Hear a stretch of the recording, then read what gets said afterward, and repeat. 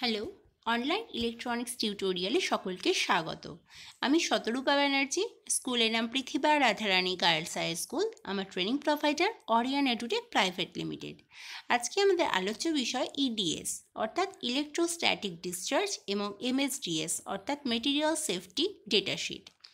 প্রথমে আসি ইএসডি অর্থাৎ ইলেকট্রোস্ট্যাটিক ডিসচার্জ। দুটি ভিন্ন আধানের বস্তু পরস্পরের কাছে এলে হঠাৎ করে স্থির তড়িৎ উৎপন্ন হওয়ার ঘটনাকে বলা হয় ইএসডি। এখানে যে সিম্বলটি দেখতে পাচ্ছি এটি হচ্ছে ইএসডির সিম্বল। তো কখন কখন আমাদের স্থির তড়িৎ উৎপন্ন হয় বা ইলেকট্রোস্ট্যাটিক ডিসচার্জ দুটি ভিন্ন আধানের বস্তু, অর্থাৎ আমরা যখন চিরুনি দিয়ে চুল আঁচড়াই কিংবা মেঝেতে হাঁটি কিংবা দুটি হাতের ঘর্ষণ করি, তখন কি হয়, আমাদের ওখানে স্থির তড়িৎ উৎপন্ন হয়। অর্থাৎ আমাদের দেহে এক ধরনের তড়িৎ উৎপন্ন হয়, হাঁটার সময় আমাদের মেঝেতে আরেক ধরনের তড়িৎ উৎপন্ন হয়। এবং এই অবস্থায় আমরা যদি কোনো ইলেকট্রনিক পণ্য মেরামতি করার জন্য সেটিকে স্পর্শ করি, তখন সেখানে ইডিএস উৎপন্ন হয়। এই ইডিএসগুলি কী হয়, উপাদানগুলির ক্ষতি করে।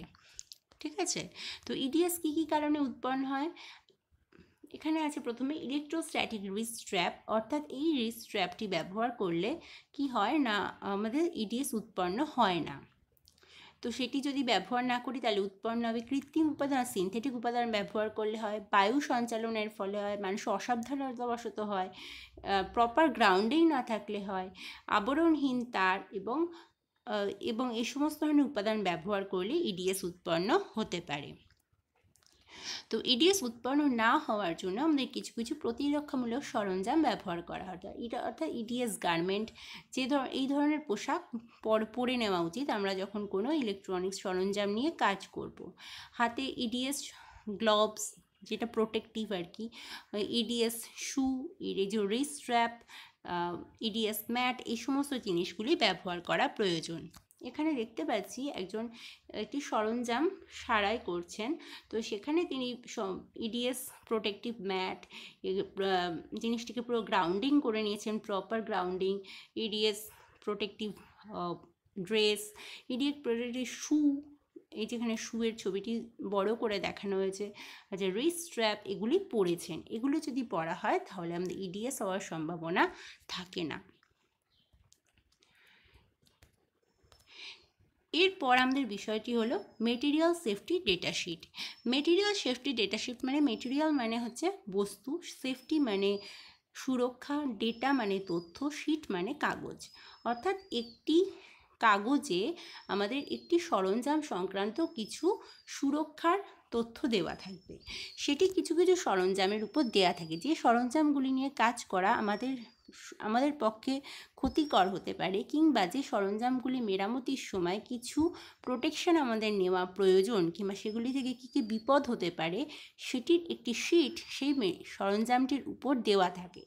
এরকম একটি শিট এরকম সরঞ্জামের উপর দেওয়া থাকে।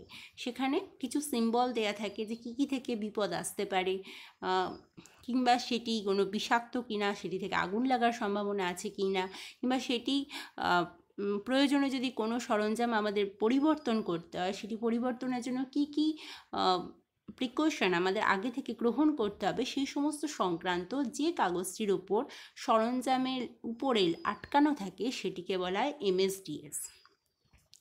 সেইটিকে বলে মেটেরিয়াল সেফটি ডেটাশিট। সেটিতে কী কী থাকে, বৈশিষ্ট্য থাকে, ব্যবহারের কৌশল থাকে, সংরক্ষণ সংক্রান্ত নির্দেশ থাকে এবং অপসারণ প্রক্রিয়া সংক্রান্ত কিছু তথ্য দেওয়া থাকে।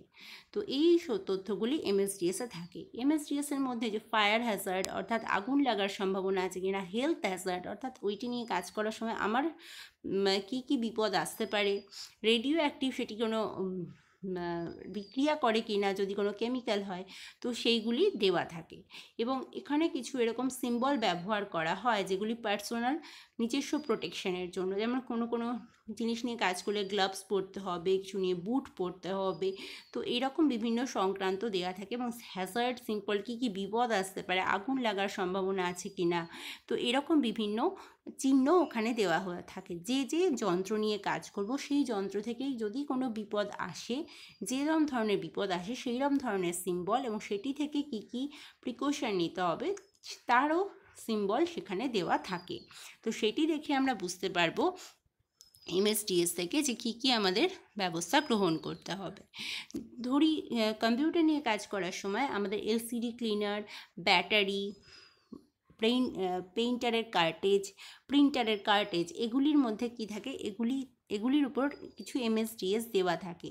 এই এমএসডিএসগুলি আগে এগুলি নিয়ে কাজ করার সময় আগে ডিএসগুলি পড়ে নেওয়া প্রয়োজন। ধরি ক্লিনজারের কথা, ক্লিনজার দিয়ে হয়তো আমি এলসিডি স্ক্রিন পরিষ্কার করব, কিন্তু সেই ক্লিনজারটি এলসিডি স্ক্রিনের জন্য যাচ্ছে কিনা সেটি ক্লিনজারের উপর যে বৈশিষ্ট্যগুলো ক্লিনজারের এমএসডিএস যেগুলি দেওয়া আছে সেগুলি আমাদের পড়ে নিতে হবে। যদি সেটি দিয়ে এলসিডি ক্লিন করা যায় তবেই সেই ক্লিনজারটি দিয়ে এলসিডি ক্লিন করব, নয়তো নয়।